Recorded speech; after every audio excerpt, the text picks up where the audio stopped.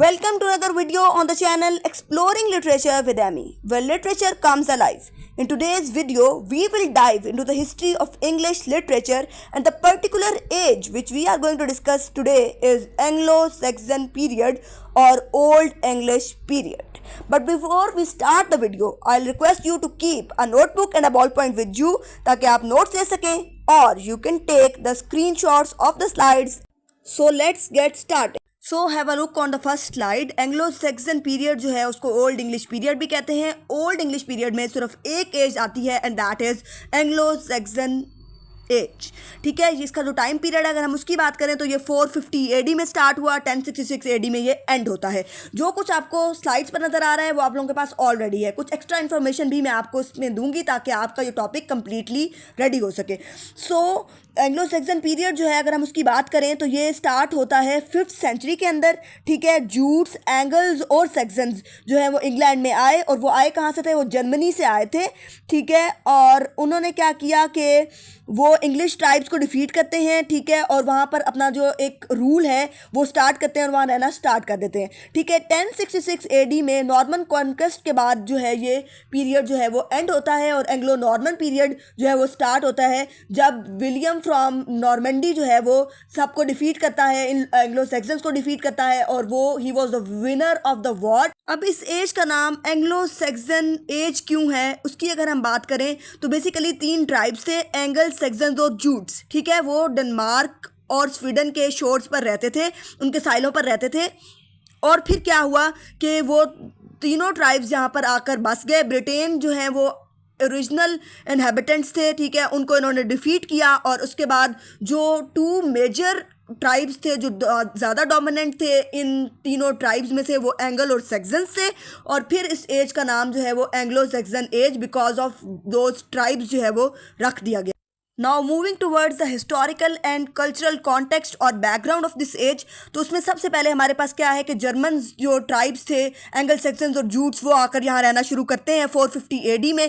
ठीक है, उसके बाद नेक्स्ट क्या होता है हमारे पास कि क्रिश्चियनिटी को एम्ब्रेस किया जाता है. क्रिश्चियनिटी एज अ रिलीजन यहाँ पर आती है, और ये लोग सब पहले ये पैगन्स थे और बाद में इन्होंने जो है वो क्रिश्चियनिटी को एम्ब्रेस किया. अब 7th सेंचुरी से पहले पहले ये पैगन्स थे, और उसके बाद इन्होंने जो है वो क्रिश्चियनिटी को जो है वो एम्ब्रेस किया. इसी वजह से जो वर्क्स हैं उनका भी डिफरेंट टाइप ऑफ वर्क्स हमें दिखाई देते हैं. ठीक है, 7th सेंचुरी से पहले के जो वर्क्स हैं वो, और जो 7th सेंचुरी के बाद के वर्क्स हैं उनमें there is a huge difference, and there is a reason. जाहिर है कि उन्होंने रिलीजियस पोइट्री और वो चीज़ें स्टार्ट कर दी, और पहले वो पैगन्स थे तो वो वॉरियर्स थे, एडवेंचरस थे, हीरोइक पोइट्री जो है वो हमें नज़र आती है. तो अब क्या होता है कि जब वो यहाँ पर आते हैं तो वो 450 एडी में आते हैं. उसके बाद क्या होता है कि क्रिश्चियनिटी को वो लोग 7th सेंचुरी के अंदर एम्ब्रेस करते हैं. Christianity as a dominant religion यहाँ पर आती है.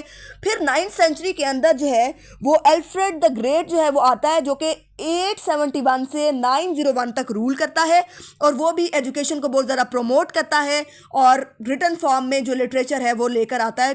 की लिटरेरी फीचर्स को डिस्कस करने से पहले मैं आपको बताऊंगी कुछ इंटरेस्टिंग और इम्पॉर्टेंट फैक्ट्स जिन्होंने इस टाइम के लिटरेचर को इन्फ्लुएंस किया, उसके ऊपर असरअंदाज हुए. As you all know, literature is the reflection of society. हम देखते हैं उन फैक्ट्स को. सबसे पहली बात तो ये कि क्रिश्चियनाइजेशन जो है वो आ गई थी. जैसे कि मैंने आपको पहले बताया कि पैगन्स थे पहले, और उसके बाद क्रिश्चियनाइजेशन आ गई थी, उन्होंने क्रिश्चियनिटी को एम्ब्रेस कर लिया था. 7th सेंचुरी से पहले का लिटरेचर, पहले का जो लिटरेरी वर्क्स हैं वो डिफरेंट हैं, और 7th सेंचुरी के बाद जब उन्होंने क्रिश्चियनिटी को एम्ब्रेस किया तो उस वक्त के लिटरेरी वर्क्स जो हैं वो डिफरेंट हैं, just because of this very thing कि क्रिश्चियनिटी को उन्होंने एम्ब्रेस कर लिया था, और लिटरेचर पर भी इसी वजह से जो है वो इम्पैक्ट हुआ था. ठीक है, 7th सेंचुरी से पहले का जो लिटरेचर है उसने आपको जो है वो हीरोज़ की, वॉरियर्स की और एडवेंचर्स से रिलेटेड पोइट्री जो है आपको नज़र आती है. और जो बाद की पोइट्री है उसमें एक रिलीजियस इम्पैक्ट जो है वो क्लियरली आप देख सकते हैं, जो कि 7th सेंचुरी से पहले वाली पोइट्री को 7th सेंचुरी के बाद वाली पोइट्री से जो है वो डिफ्रेंशिएट करती है. Have a look on the slides. So the first thing is के लिटरेचर जो है वो ओरली ही एक जनरेशन से दूसरी जनरेशन, एक शख्स से दूसरे शख्स तक ट्रांसफ़र होता था. जैसे हम उर्दू लिटरेचर में भी सुनते हैं कि पहले लोक कहानियाँ होती थी, एक नस्ल से दूसरी नस्ल तक लिटरेचर ट्रांसफ़र होता था और रिटन फॉर्म में लिटरेचर जो है वो बहुत बाद में आया। तो same is the case with English literature. कुछ इंटेलेक्चुअल लोग जो थे वो कहानियों को सुनाते थे, पोम्स को पढ़ते थे और इस तरह से क्रॉनिकल्स की फॉर्म में जो है वो चीज़ें आगे से आगे ट्रांसफ़र होती चली गई। ठीक है, यहाँ हमने जो जिक्र किया था अल्फ्रेड द ग्रेट का, तो अल्फ्रेड द ग्रेट जो है वो 871 से 901 तक यहाँ पर रूल करता है 9th सेंचुरी के अंदर। और उसमें क्या होता है कि वो बहुत ज़्यादा इन्फ्लुएंस करता है एजुकेशन पर, और वो जो है वो पायनियर्स ऑफ प्रोज में जो है वो आता है, क्योंकि इंग्लिश लिटरेचर के अंदर प्रोज को इंट्रोड्यूस करवाने वाला ही अल्फ्रेड द ग्रेट था। उसके साथ एक और नाम भी है। ठीक है, और इसके साथ क्या होता है कि वो क्रॉनिकल्स को लैटिन से ओल्ड इंग्लिश में ट्रांसलेट करवाता है, जिससे for the very first time English literature जो है वो रिटन फॉर्म में हमारे सामने आता है। The next thing is alliterative words. ठीक है, बहुत ज़्यादा एलिटरेटिव वर्ड्स जो है वो लिखा जाता था और कोई एंड राइम का कंसेप्ट नहीं था। ठीक है, और इसके अलावा यहाँ पर कोई आपको रोमांटिक लव नज़र नहीं आता। पोइट्री नरेटिव फॉर्म में होती थी और उसके अलावा जो पोइट्री है उसके अंदर वुमेन की तरफ जो है वो एटीट्यूड एक रिस्पेक्टफुल एटीट्यूड था। उसके अलावा यहाँ पर आपको जो डिफरेंस नज़र आता है वो ये है कि रिलीजियस पोइट्री जो है वो 7th सेंचुरी के बाद शुरू होती है। Now I am going to repeat all the literary features of this age for you, आप इसको नोट कर लें। बहुत सारे जो लिटरेरी वर्क्स हैं वो अनोमियस हैं, यानी हमें पता नहीं है कि उनका राइटर कौन है, उनका ऑथर कौन है। ठीक है, पैगनिज्म जो है वो डोमिनेट करता है इस टाइम के लिटरेरी स्पिरिट को। ठीक है, लेकिन हमें फिर क्रिश्चियनिटी का जो थोड़ा बहुत इफेक्ट है वो भी बाद में दिखाई देना शुरू हो जाता है।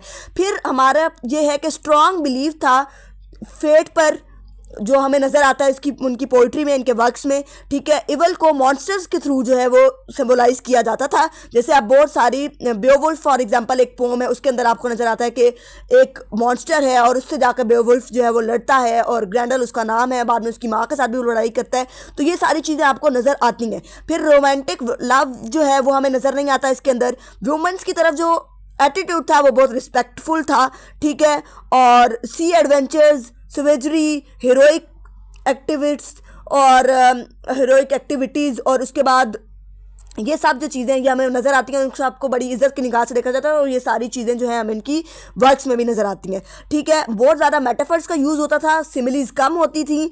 ठीक है, और इस टाइम में ये चीज़ हमें बहुत ज़्यादा दिखाई देती है। एलिट्रेशन जो है वो चीफ ऑर्नामेंटल डिवाइस के तौर पर जो है वो यूज़ होती थी। एलिटरेटिव सिंबल्स जो हैं वो भी यूज़ होते थे और उनको स्ट्रेस किया जाता था। नेक्स्ट हमारे पास जो कैमिंग्स हैं, बेसिकली क्या होता है कि कंपाउंड वर्ड्स जो हैं वो यूज़ किए जाते थे सिंगल वर्ड्स के बजाय। फॉर एग्जांपल अगर आप देखें तो यहाँ कुछ एग्जांपल्स भी आपको नज़र आ जाएंगी, लेकिन अब मैं आपको कुछ और एग्जांपल्स भी शेयर कर रही हूँ कि अगर हम कहें वेल रोड तो उसका मतलब होगा कि सी की बात कर रहे हैं। लोफ गिवर की अगर हम बात करें तो वो हम किंग के लिए वो वर्ड यूज़ करेंगे। ठीक है, लाइफ हाउस की अगर हम बात करें तो वो लफ्ज़ हम बॉडी के लिए यूज़ करेंगे। और सोल डिस्ट्रॉयर का लफ्ज़ यूज़ किया जाता था मॉन्स्टर्स के लिए। तो वर्ड्स की लाइन्स होती थी, do not have the equal number of syllables.